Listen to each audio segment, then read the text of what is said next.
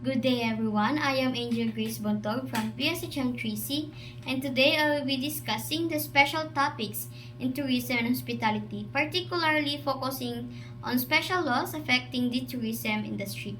So this discussion aims to enhance our understanding of how certain laws protect and support specific sectors such as our senior citizens and how this law impact tourism establishments.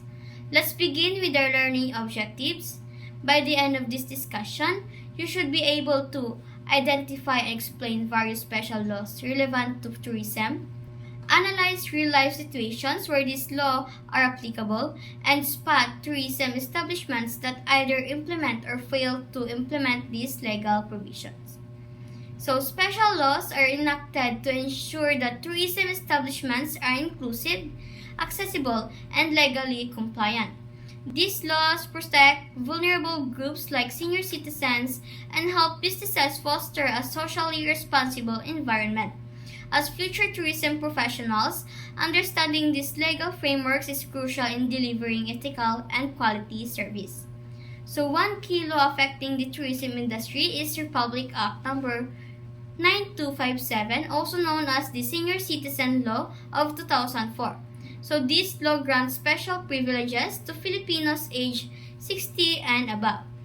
It mandates that establishments, particularly those in tourism, must provide discounts and prioritize accessibility for senior citizens. So RA 9257 provides senior citizens a 20% discount on the following: hotel and restaurant bills, admission to cultural and entertainment venues such as cinemas and concerts, transportation fares, including domestic flights, ferries, jeepneys, taxis, and even MRT or LRT rides. So these privileges aim to support the mobility and enjoyment of senior citizens across the country. In 2006, the Department of Tourism issued Memorandum Circular Number 2006-02, which enforces compliance among DOT-accredited establishments. So this includes restaurants, resorts, museums, and even tourist transport operators. They are legally required to give 20% discounts to senior citizens availing their goods and services. In practice, many establishments offer special rates for seniors. For example, hotels may lower room rates, or amusement parks provide cheaper entry fees. However, there are still businesses that neglect this law. Non-compliance can lead to complaints, penalties, and even revocation of business permits. So this implementation of law in tourism establishments creates a more inclusive and respectful environment for elderly travelers. So it encourages more seniors to explore and travel, boosting domestic tourism and helping businesses earn a reputation for being socially responsible.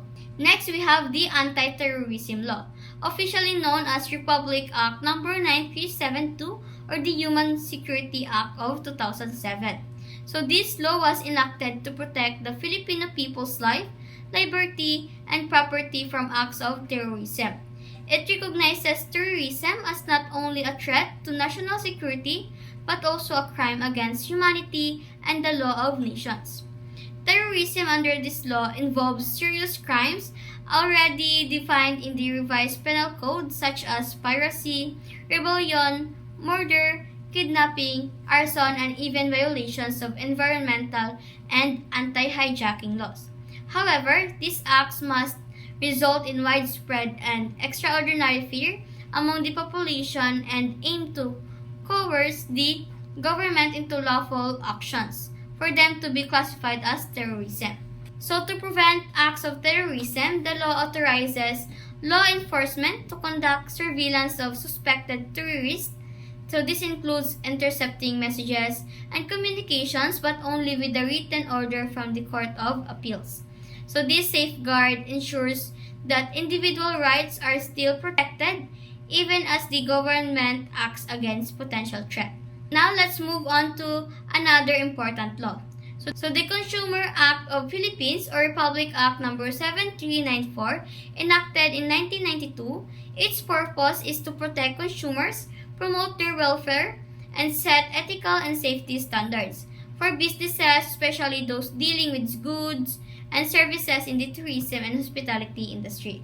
So this law ensures that consumers are protected from health and safety hazards, guarded against deceptive and unfair marketing, provided with accurate information to make informed decisions, given proper redress in case of violations, and involved in shaping social and economic policies.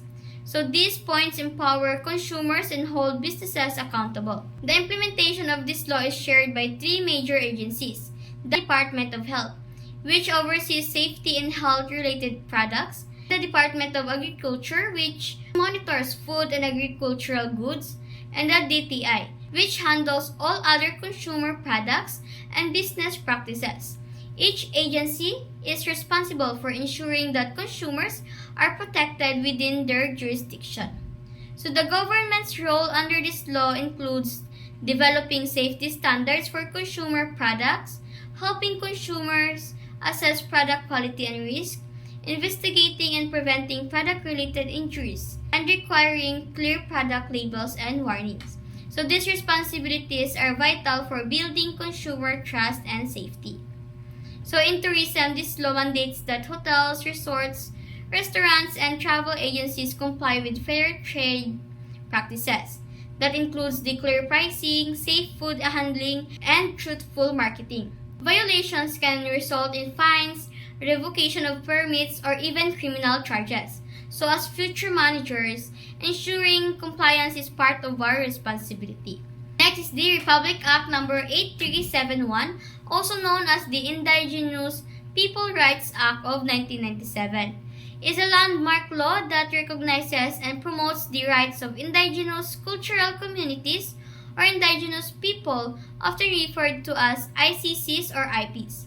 So this law ensures protection of their ancestral domains, customs, and cultural identity. It mandates the states shall promote their rights within the framework of national unity and development, safeguard their traditions, and guarantee full participation in programs concerning education, health, and other social services. Next is the Republic Act 8290, or the Intellectual Property Code of the Philippines, was enacted in 1997 to modernize the country's intellectual property system. It protects the rights of creators, whether they are inventors, writers, composers, designers, or entrepreneurs. For example, a hospitality business cannot use an existing brand like Italianese even if they are opening a hotel instead of a restaurant. Intellectual property rights ensure brand identity is not violated or misused. Consider the case of a couple wanting to name their restaurant Mandarin. Although it's not a hotel, this name can be associated with the existing Mandarin Oriental Hotel in Makati.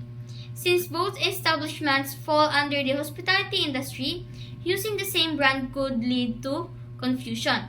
Thus, RA 8293 protects the original brand and helps prevent misleading the public. The Republic Act 7610, or the Special Protection of Children Against Abuse, Exploitation, and Discrimination Act, with its amendment under RA 9231, provides comprehensive safeguards for children. It prohibits any form of child abuse, physical, sexual, physiological, or economic. This law includes specific guidelines on child labor, involvement in media, and total prohibition of using children in advertisement that promote vice or violence. So as a future professionals, it is our responsibility to uphold these standards and protect vulnerable individuals from abuse and exploitation. Next is the Article 201 of Revised Penal Code, amended by Presidential Decrees 960 and 969, criminalizes the public dissemination of immoral doctrines and obscene publications. This includes plays, literature, films, and shows that glorify crimes, promote lust or pornography, or offend public morals and decency. What defines obscenity is its potential to corrupt or offend the sensibilities of the public. So in hospitality settings, such as hotels, allowing access to pornography content, especially to minors, constitute a violation. For example, when pay-per-view channels with explicit content are accessible in hotel rooms, it poses legal and ethical issues. Under this law, indecent shows that shock common moral sense are prohibited even when not publicly advertised. Next, the Comprehensive Dangerous Drugs Act of 2002 or Republic Act 9165 is the Philippines' primary law against illegal drugs. It emphasizes both strict enforcement and rehabilitation. So the law punishes manufacturing, trafficking, and use of illegal drugs but also supports the reintegration of drug dependents through treatment and rehabilitation programs. So the law is particularly relevant in hospitality industry where drug-related incidents must be prevented for the safety of all guests and staff. Next, the Philippine Clean Air Act of 1999 or RA 8749 promotes a healthy environment by regulating air pollutants, including tobacco smoke. Smoking is prohibited in all public buildings, enclosed public places, and public transport unless in a designated smoking area. So this law empowers local government units to enforce these restrictions, ensuring the public's right to breathe clean air is protected. So in tourism-related establishments such as hotels and resorts, the law requires a strict separation of smoking and non-smoking areas. For example, a guest cannot smoke in a hotel lobby or restaurant. Failure to comply can result in sanctions or closure, as hospitality venues are considered public spaces under the law. Next, the smuggling under Section 3601 of the Tariff and Customs Code is the act of importing goods fraudulently or unlawfully. Even receiving, concealing, or selling illegally imported items is considered a crime. The law assumes guilt if a person is caught in possession of smuggled items unless a valid explanation is provided. This is to prevent loss of revenue and protect local industries from unfair trade. In tourism sector, smuggling can involve imported alcohol, tobacco, or merchandise sold without proper duties. Tourism businesses, especially ports, souvenir shops, and hotels, must ensure compliance with customs regulations to avoid closure or criminal charges. Next, the Republic Act 9208 or the Anti-Trafficking in Persons Act of 2003 defines trafficking as the recruitment, transport, or harboring of persons by force, deceit, or coercion for exploitation. This includes sexual exploitation, forced labor, slavery, and even the removal or sale of organs. Notably, the law considers trafficking of children illegal under all circumstances, even if no force is involved. Trafficking takes many forms, under the guise of overseas work, forced marriage, simulated adoption, or tourism-based sexual exploitation. Even adopting a child for exploitative purposes or recruiting minors for armed conflict or organ removal falls under this law. This wide coverage aims to close all loopholes used by traffickers. Sex tourism, which offers escort or sexual services in tour packages, is strictly prohibited. Hospitality businesses that promote or allow such activities knowingly or through negligence can be held criminally liable. Tourism operators must ensure their services do not enable exploitation and must be vigilant in identifying red flags. Next, the health tourism. Health tourism is a growing sector in the Philippines, where travelers visit health spa or medical destinations primarily to improve their physical well-being. The Department of Tourism aims to position the country as a competitive health vacation destination in Asia, diversify tourism offerings, and increase awareness of Philippine medical tourism in target markets. So, health tourism in the Philippines is composed of two main components. First is the spa tourism, which involves various wellness treatments integrating Filipino healing practices with the use of local herbs and oils. Second is the medical tourism, where travelers seek medical treatments at affordable rates, while also enjoying the country's tourist attractions. Special packages combine healthcare with leisure activities catering to both domestic and international patients. So the Philippines has become a popular destination for medical tourism due to several advantages. Competitive medical costs, which make it an affordable option for international patients. Filipino doctors are well trained in Western medical practices, ensuring high quality healthcare. The nurturing and caring attitude of Filipino medical professionals adds to the overall patient experience. Furthermore, the widespread fluency in English makes a communication easy for international visitors. So the DOT has accredited several hospitals for medical tourism in the Philippines. This includes the following: the St. Luke's Hospital, Asian Hospital, and the Medical City. So these hospitals provide excellent healthcare services tailored for both local and international medical tourists. So the Philippine government provides incentives to encourage investment in health tourism. For spa tourism, there is a reduced import tariff on selected spa equipment, and for medical tourism, investors benefit from income tax holidays and reduced tariffs. A 1% on selected medical equipment make it in an attractive sector for both local and foreign investment. Next, tourism research plays a critical role in the growth of tourism industry, driving regional and countryside development by creating employment opportunities and fostering trade and business across various sectors such as transportation, real estate, hospitality, and retail.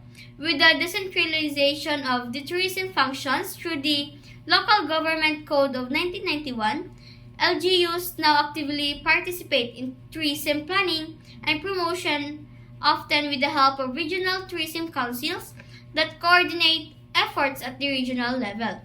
Within the DOT, the tourism planning, product development, and coordination sector is responsible for formulating and updating the tourism master plan, ensuring its effective implementation. So this sector works closely with the private sector and other government bodies to develop new tourism products and investment opportunities that enhance the country's tourist site. So anyone, whether an individual or organization, can engage in tourism research. According to Republic Act 8293 or the Intellectual Property Code, research outputs are protected by copyright. So these outputs can be categorized as original intellectual creations, which are automatically protected upon creation, or derivative works, which are collection of scholarly works, data, and materials that have been creatively arranged or selected. So the ownership of copyright in tourism research depends on the relationship between the creator and the employer. If the work is created during employment, the employer typically owns the copyright unless there is an agreement to the contrary. However, in commissioned work, the person or entity who commissions the work owns the final output, but the copyright remains with the creator unless specified otherwise in a written agreement. So to conclude, international laws, frameworks such as the UNESCO World Heritage Sites play a crucial role in guiding the Philippines tourism sector towards sustainability and preservation. The collaboration between the Department of Tourism and local government units ensure effective planning and promotion, while the development of health tourism and research enhances the country's appeal. Understanding these legal foundations helps safeguard the growth and success of the tourism industry. So that's all, and thank you for your attention.